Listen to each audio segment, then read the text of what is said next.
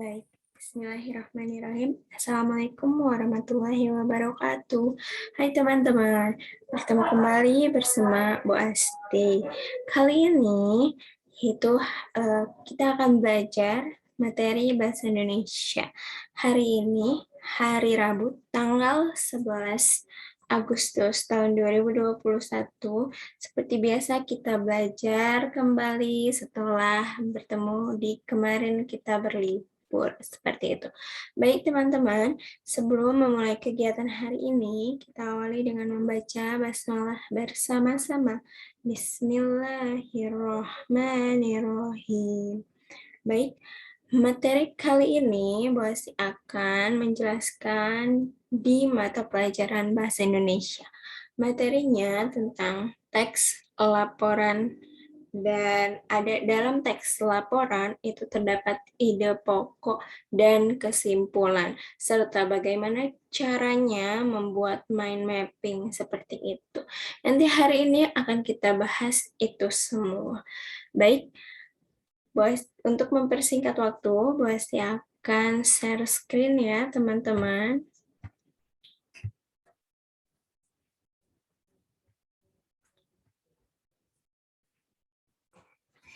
Baik, Bismillahirrahmanirrahim. Assalamualaikum warahmatullahi wabarakatuh.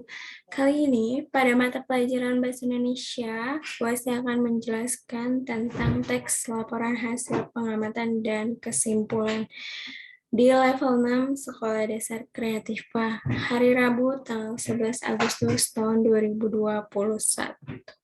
Apa saja sih yang dimaksud dengan teks laporan hasil pengamatan, dan apa yang dimaksud dengan kesimpulan, serta bagaimana cara menentukan informasi-informasi yang penting dalam teks laporan seperti itu. And in mind kita hari ini, yaitu yang pertama, teks laporan hasil pengamatan tentunya. Nanti kita akan mengetahui apa yang dimaksud dengan teks laporan hasil pengamatan. Yang kedua, ada ide pokok. Apa saja yang termasuk ke dalam ide pokok? Bagaimana cara menentukan ide pokok? Apa sih ide pokok? Nanti kita akan bahas di materi hari ini. Dan yang selanjutnya simpulan.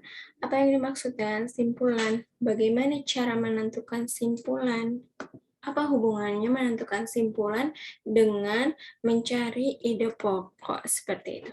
Dan yang terakhir, kita akan membuat peta pikiran berdasarkan teks laporan.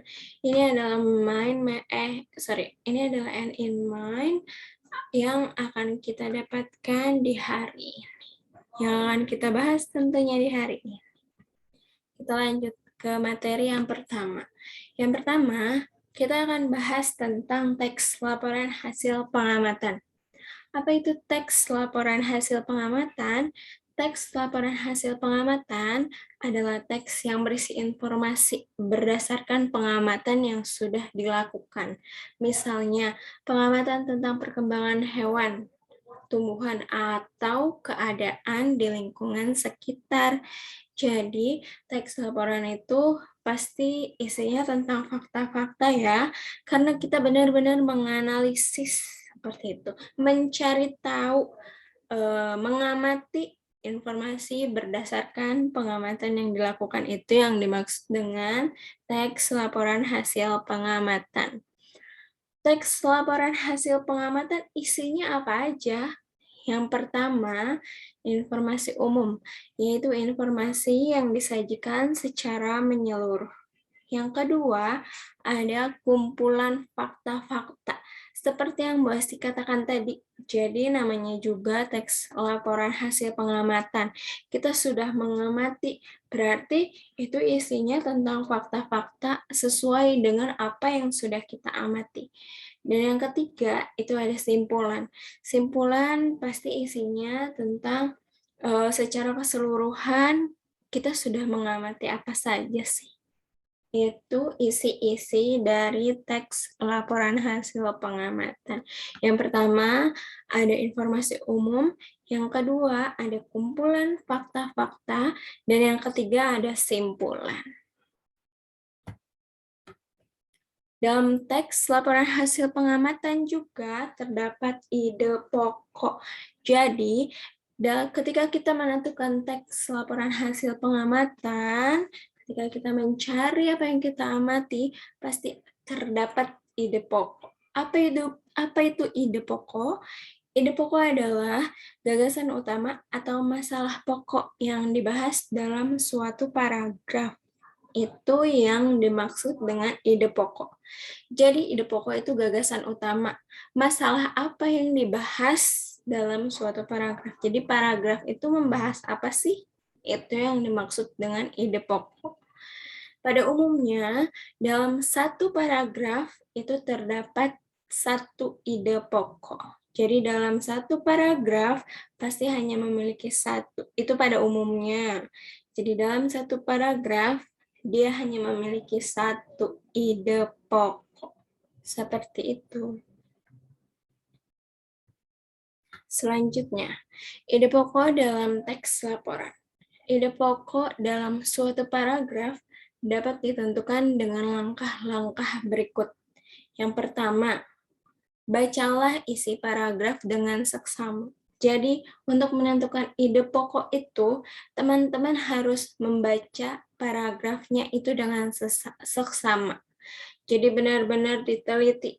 Kira-kira paragraf itu membahas tentang apa, jadi harus dibaca terlebih dahulu.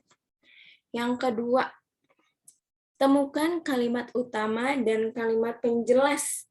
Kalimat utamanya apa? Lalu pasti setelah kalimat utama ada kalimat-kalimat penjelas yang menjelaskan dari kalimat utama itu. Contohnya gimana sih, Bu? Nanti kita lihat contohnya. Yang ketiga, tentukan informasi yang terdapat dalam kalimat utama. Jadi, ketika teman-teman udah tahu nih kalimat utamanya, jadi teman-teman harus bisa menentukan informasi apa yang terdapat dalam kalimat utama tersebut. Itu cara atau langkah-langkah menentukan ide pokok dalam suatu paragraf. Nih, kita lihat contoh berikut. Singapura merupakan negara ASEAN. Letak Singapura sangat strategis. Saat ini, Singapura menjadi negara transit teramai di Asia. Maksudnya teramai ya. Ini, dari paragraf ini ada 3 kalimat. Yang pertama, tadi cara menentukan atau langkah-langkah menentukan ide pokok. Yang pertama, membaca paragrafnya dengan seksama. Diperhatikan paragrafnya membahas tentang apa. Yang kedua, tentukan kalimat utama dan kalimat penjelas. Kalimat utama dari paragraf ini apa? Kalimat penjelasnya yang mana? Nanti kita cari bareng-bareng. Lalu yang ketiga, cari informasi dari kalimat utamanya. Nih, kita lihat. Ada 3 kalimat dalam satu paragraf ini. Kalimat pertama itu Singapura merupakan negara ASEAN. Sudah sampai titik. Kalimat kedua, letak Singapura sangat strategis. Itu kalimat kedua. Kalimat ketiga, saat ini Singapura menjadi negara transit teramai di Asia. Itu kalimat ketiga. Cara kita sudah, yang pertama itu langkah yang pertama kita sudah membaca paragrafnya dengan seksama. Langkah yang kedua, menentukan kalimat utama dan kalimat penjelas. Kalimat utama itu kalimat intinya. Kalimat penjelas menjelaskan dari yang intinya. Lihat, kalimat pertama ini merupakan kalimat utama. Sedangkan kalimat kedua dan ketiga merupakan kalimat penjelas. Kenapa, Bu, bisa demikian? Karena kita lihat, Singapura merupakan negara ASEAN. Itu yang utama. Inti yang dibahas dari paragraf ini. Lalu kalimat penjelasnya setelah dibilang, kalau misalnya Singapura merupakan negara ASEAN. Dijelaskan lagi, letak Singapura sangat strategis. Lalu dijelaskan lagi, saat ini Singapura menjadi negara transit teramai di Asia. Jadi kalimat kedua dan kalimat ketiga merupakan kalimat penjelas. Kalimat penjelas itu kalimat yang menggambarkan dari Singapura itu. Beda sama kalimat utama. Kalimat utama itu bulat, dia hanya membahas itu saja. Tidak ada penjelasan di situ. Bisa dibedakan ya teman-teman. Itu yang dimaksud dengan kalimat utama dan kalimat penjelas. Jadi, dari paragraf ini, teman-teman bisa menentukan ide pokok paragraf tersebut.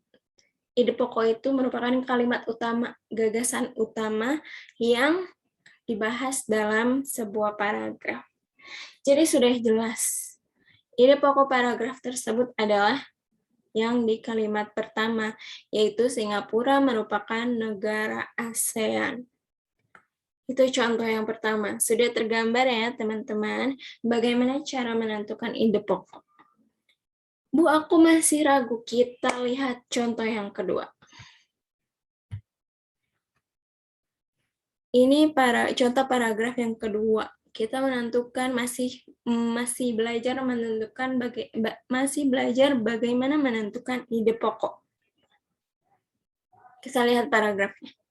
Yang pertama itu cara menentukan ide pokok, teman-teman harus membaca paragrafnya dengan seksama. Negara-negara ASEAN memiliki kegiatan ekonomi yang beraneka ragam.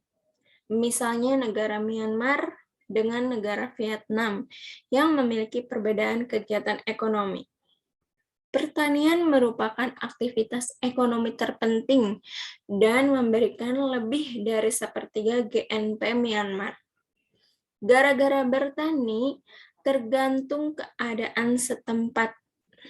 Sistem tebang bakar banyak dilakukan penduduk di daerah pegunungan atau dataran tinggi. Itu itu paragraf contoh bagaimana menentukan ide pokoknya. Kita sudah membaca paragrafnya secara seksama. Yang kedua, tentukan kalimat utama dan kalimat penjelas.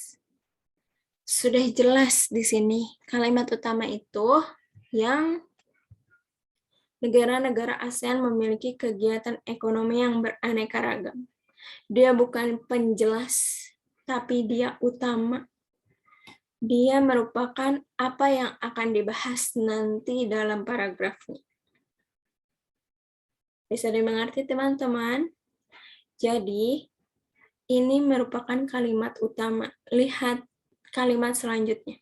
Dijelaskan, misalnya, negara Myanmar dengan negara Vietnam yang memiliki perbedaan kegiatan ekonomi. Lalu dijelaskan lagi, pertanian merupakan aktivitas ekonomi terpenting dan memberikan lebih dari sepertiga GNP Myanmar. Lalu dijelaskan lagi, gara-gara bertani tergantung keadaan setempat. Dijelaskan lagi, sistem tebang bakar banyak dilakukan penduduk di daerah pegunungan atau dataran tinggi. Jadi semua kalimatnya selain kalimat yang pertama itu merupakan kalimat penjelas, teman-teman. Sampai sini bisa dimengerti ya? Oh iya, Bu. Berarti kalimat utamanya itu yang ada di kalimat pertama. Iya, betul.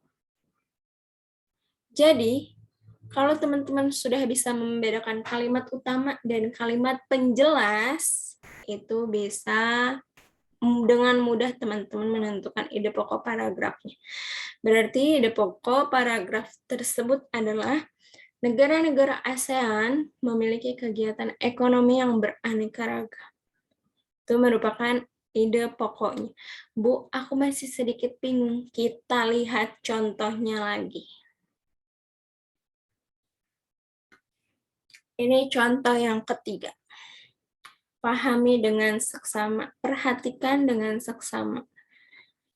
Industri utama negara Myanmar adalah industri pengolahan hasil pertanian, hasil hutan, dan mineral atau tambang. Ekspor utamanya adalah beras, kayu, dan barang-barang logam. Adapun impornya berupa mesin, alat angkutan, kertas, pupuk, dan obat-obatan. Kita cari kalimat utamanya yang bukan kalimat penjelas. Ada di kalimat ke-1. Betul. Kalimat pertama itu industri utama negara Myanmar adalah industri pengolahan hasil pertanian, hasil hutan, dan mineral atau tambang. Itu kalimat utama. Lihat kalimat keduanya. Ekspor utamanya adalah beras, kayu, dan barang-barang logam. Ini merupakan penjelasan dari industri yang ada di Myanmar. Jadi Myanmar menghasilkan ekspor utamanya adalah beras, kayu, dan barang-barang logam. Itu penjelas. Adapun impornya berupa mesin, alat angkutan, kertas, pupuk, dan obat-obatan. Itu merupakan penjelas juga. Jadi penjelasan dari industri utama yang ada di negara Myanmar. Seperti itu teman-teman.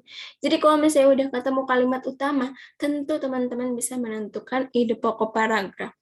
Jadi sudah jelas ide pokok paragrafnya adalah industri utama negara Myanmar adalah pengolahan hasil pertanian, hasil hutan, dan mineral atau tambang. Oh iya Bu, aku sudah sedikit mengerti. Good job. Kita lihat contoh selanjutnya. Khawatir ada teman yang masih bingung. Gimana Bu, kalau misalnya semuanya itu penjelas, gimana Bu? Kita lihat dulu. Contoh selanjutnya. Bagaimana kegiatan ekonomi yang ada di Vietnam? Pertanian merupakan mata pencarian utama di Vietnam dan menyerap hampir 90% tenaga kerja. Meskipun demikian, Vietnam bercita-cita menjadi negara industri. Tanaman utamanya adalah padi, sedangkan tanaman lainnya adalah kacang tanah, kentang, singkong, jagung, tebu, teh, dan kopi. Para petani juga memelihara ternak seperti kerbau, sapi, babi, dan unggas. Perikanan diusahakan di Teluk Tonkin, di mana banyak terdapat ikan tuna, bonito, dan makarel.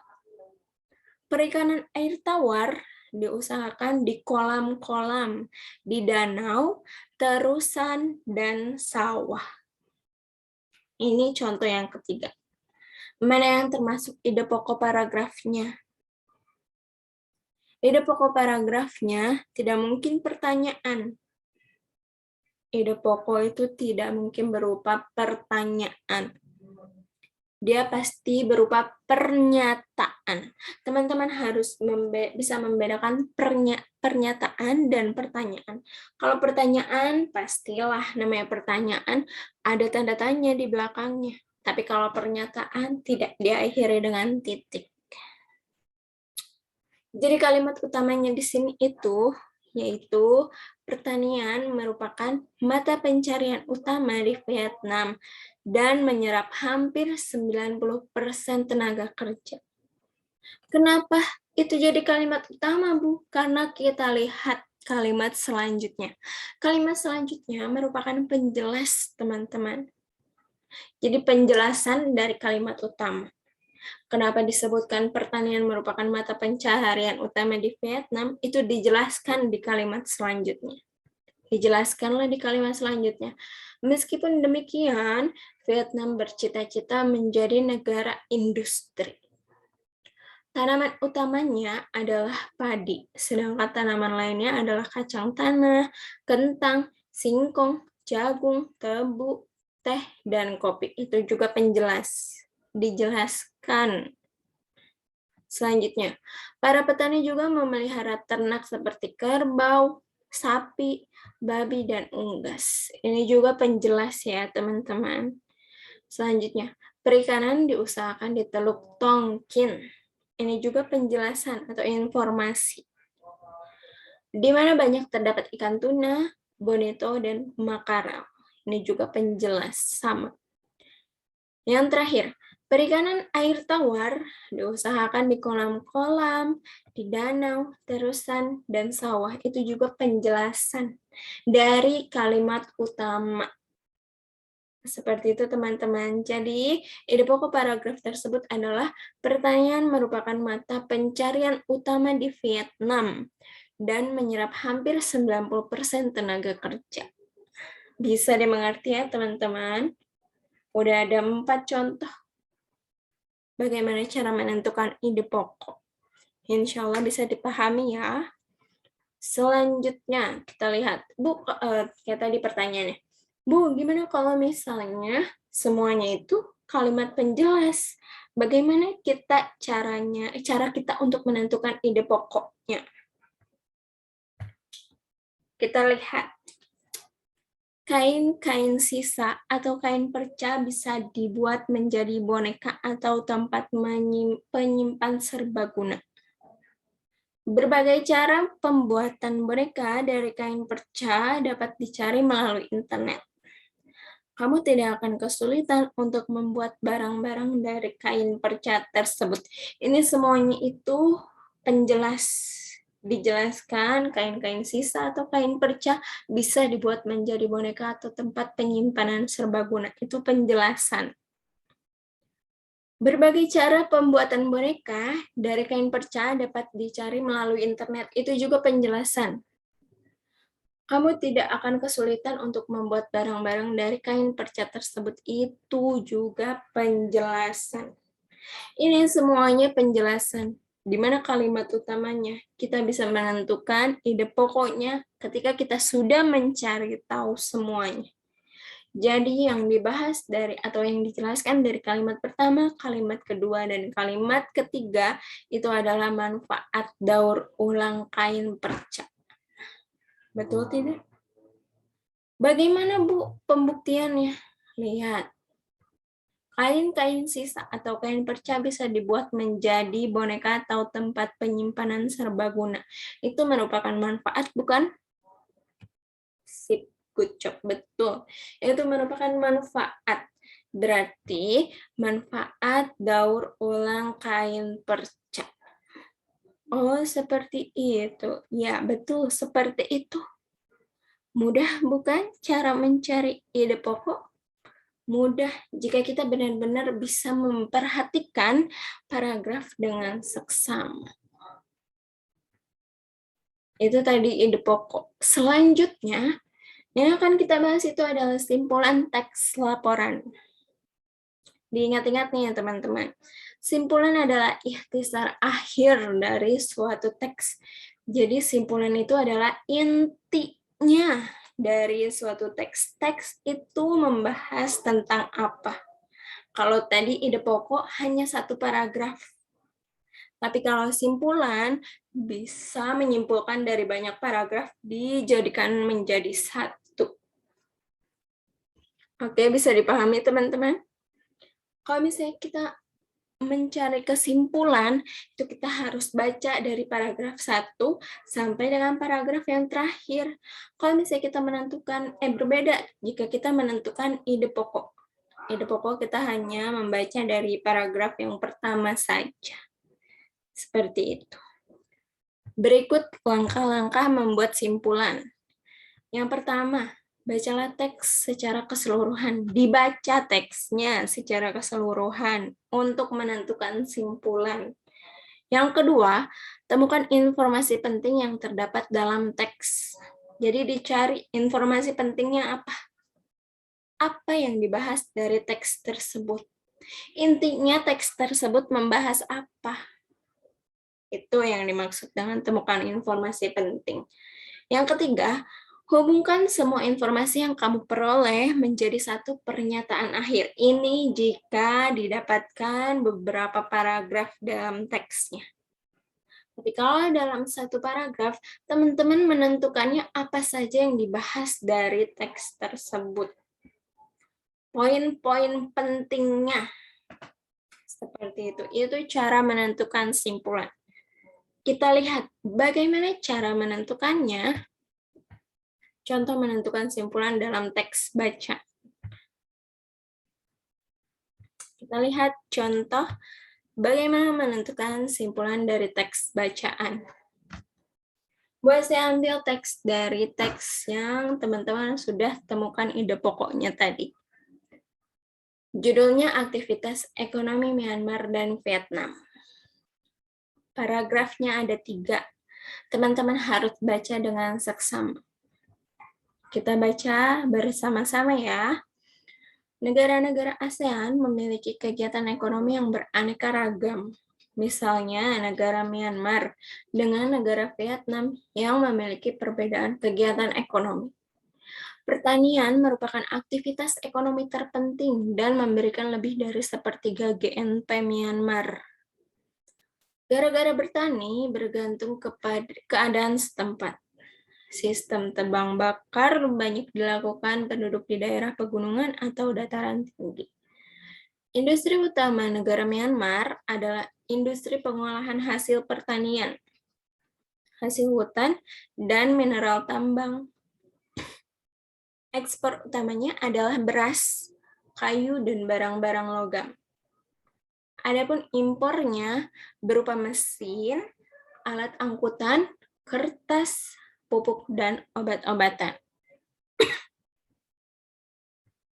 Bagaimana cara kegiatan ekonomi yang ada di Vietnam? Pertanian merupakan pencarian utama di Vietnam. Dan menyerap hampir 90% tenaga kerja. Meskipun demikian, Vietnam bercita-cita menjadi negara industri. Tanaman utamanya adalah padi, sedangkan tanaman lainnya adalah kacang tanah, kentang, singkong, jagung, tebu, teh, dan kopi. Para petani juga memelihara ternak seperti kerbau, sapi, babi, dan unggas. Perikanan diusahakan di Teluk Tonkin, di mana banyak terdapat ikan tuna, bonito, makarel. Perikanan air tawar diusahakan di kolam-kolam, di danau, terusan, dan sawah.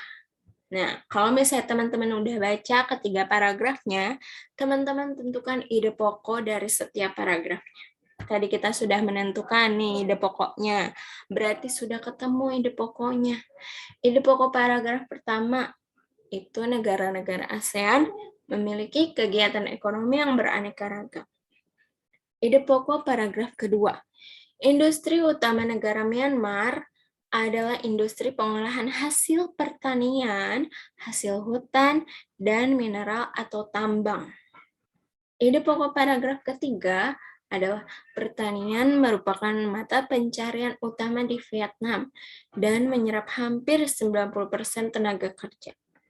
Jika sudah ditentukan ide pokoknya, teman-teman tinggal satukan ide pokok dari paragraf pertama, kedua, dan ketiga. Tapi teman-teman harus bisa ini cocok gak ya jika dijadikan kalimat.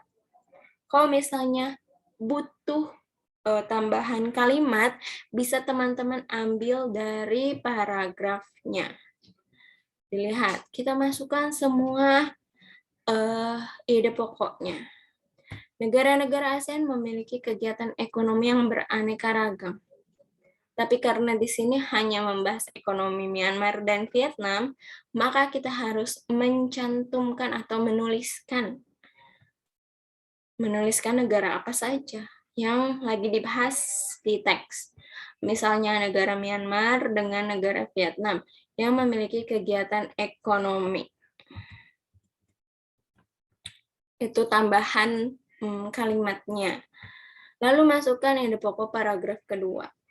Industri utama negara Myanmar adalah industri pengolahan hasil pertanian, hasil hutan, dan mineral atau tambang.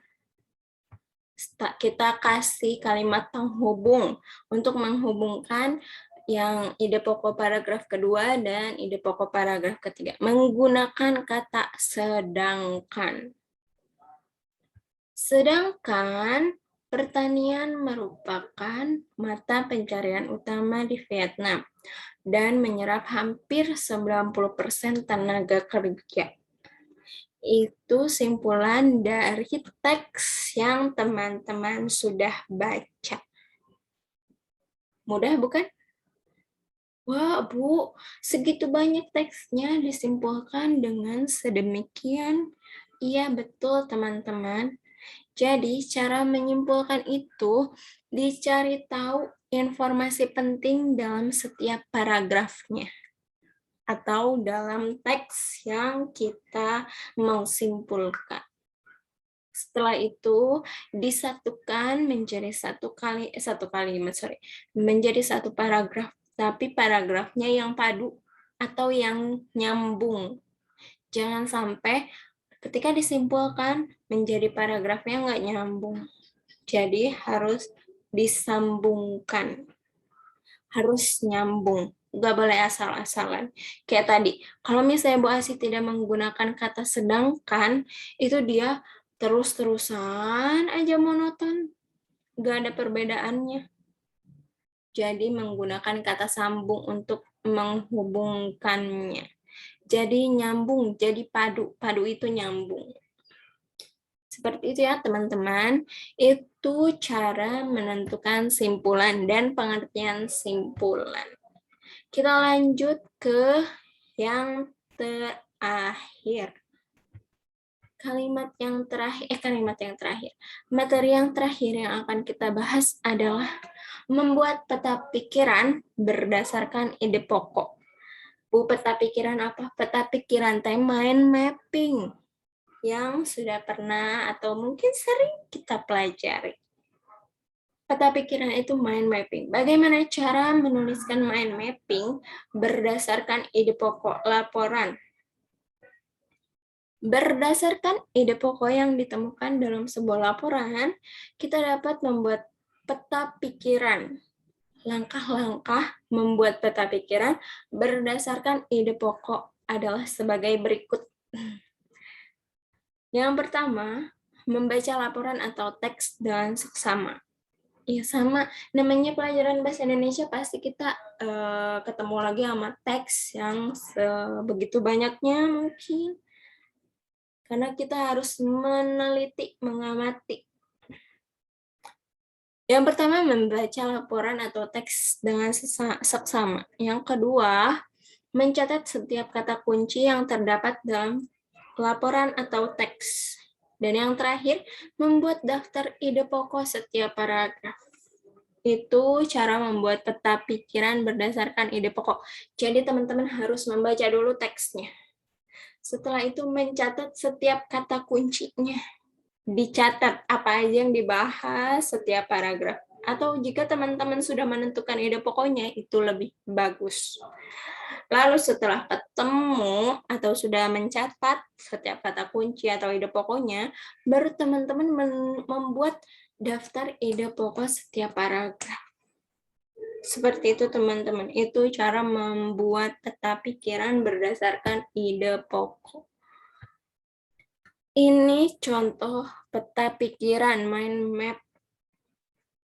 Atau kita juga bisa pakai fishbone seperti itu. Terserah teman-teman, sekreatif mungkin. Pokoknya isinya itu berdasarkan dengan teks laporan. Nih, teman-teman sekarang juga sedang mengerjakan project. Projectnya itu mencari karakteristik dari negara-negara di ASEAN. Dicari tahu apa aja karakteristiknya, berarti judul teksnya di sini karakteristik negara Indonesia misal. Ditulis apa saja nih, dari bagian sosial budaya, terus ekonominya, geografisnya, seperti itu. Jadi ditulis. Itu kalau misalnya sesuai dengan PBL teman-teman. Tapi kalau misalnya teman-teman lagi baca buku, untuk selalu ingat dengan isi dari bukunya, teman-teman tuliskan judul bukunya. Lalu cari apa saja yang dibahas di buku tersebut. Materinya apa saja yang ada di buku tersebut. Atau teman-teman hanya membaca satu teks laporan. Ditulis judul teksnya. Lalu ditulis ide pokok paragraf satunya apa, ide pokok paragraf 2-nya apa, ide pokok paragraf 3-nya apa, ide pokok paragraf 4-nya apa. Seperti itu ya teman-teman. Mudah bukan? Good. Mudah teman-teman. Kalau misalnya kita sudah tahu ide pokoknya, tinggal dimasukin aja. Ditulis, tulis. Untuk menentukan simpulan, kalau udah tahu ide pokoknya, tinggal disatukan aja menjadi satu kalimat menjadi satu paragraf yang padu, yang nyambung. Kalau misalnya kita mau membuat peta pikiran, udah dapet ide pokoknya, tinggal buat aja peta pikirannya. Seperti itu teman-teman. Jadi, ringkasan materi hari ini yang pertama, tadi intinya kita membahas teks laporan hasil pengamatan, ide pokok, simpulan, dan membuat peta pikiran. Jadi, materi yang sudah kita bahas itu diringkas di sini. Yang pertama, teks laporan hasil pengamatan adalah teks yang berisi informasi berdasarkan pengamatan yang sudah dilakukan. Misalnya, pengamatan tentang perkembangan hewan, tumbuhan, atau keadaan lingkungan sekitar. Teks laporan hasil pengamatan berisi yang pertama, informasi umum, yaitu informasi yang disajikan secara menyeluruh. Yang kedua, kumpulan fakta-fakta. Yang ketiga, simpulan. Lalu selanjutnya, dari teks laporan hasil pengamatan kita pindah ke ide pokok. Ide pokok adalah gagasan utama atau masalah pokok yang dibahas dalam suatu paragraf.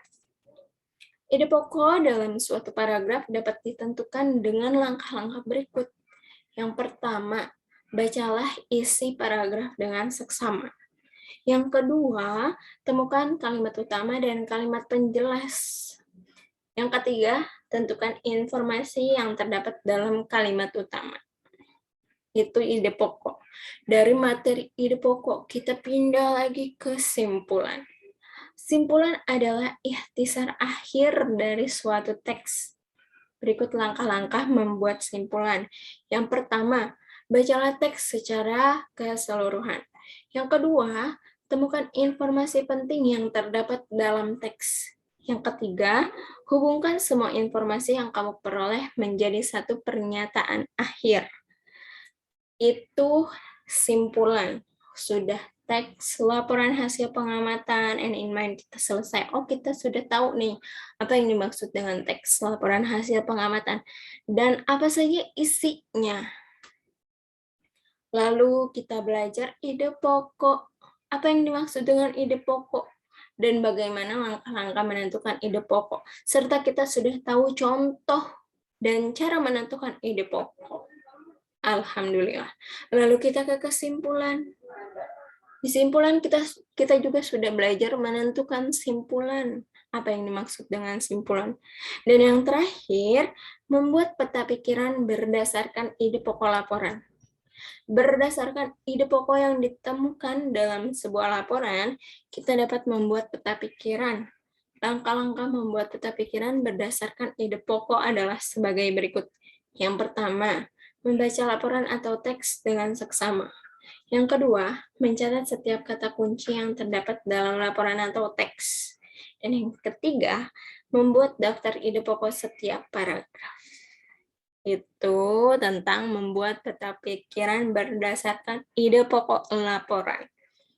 Itu materi yang sudah kita bahas hari ini. Tentang teks laporan hasil pengamatan, ide pokok, simpulan, dan membuat peta pikiran atau mind mapping. Jadi, setelah pembelajaran ini, saya harapkan teman-teman bisa dengan mudah menentukan ide pokok dengan mudah menentukan simpulan dan membuat peta pikiran, bahkan membuat teks laporan hasil pengamatan yang akan teman-teman lakukan di PBL 1 ini, yaitu teman-teman membuat pengamatan terkait karakteristik dari negara di ASEAN seperti itu. Ini terkait materi yang sudah kita pelajari hari ini. Untuk evaluasinya, nanti sudah Bu Asti siapkan di Google Classroom berupa Google Form yang harus teman-teman isi tentunya. Baik, kita cukupkan pembelajaran hari ini. Kita tutup dengan membaca hamdalah bersama-sama. Alhamdulillahirabbil alamin. Terima kasih teman-teman atas atensinya, perhatiannya, sudah menyimak pembelajaran hari ini. Kurang lebihnya mohon maaf, Bu Asi cukupkan. Wassalamualaikum warahmatullahi wabarakatuh. Sampai bertemu di pembelajaran selanjutnya. Bye-bye teman-teman. Terima kasih sudah menyimak. Assalamualaikum warahmatullahi wabarakatuh.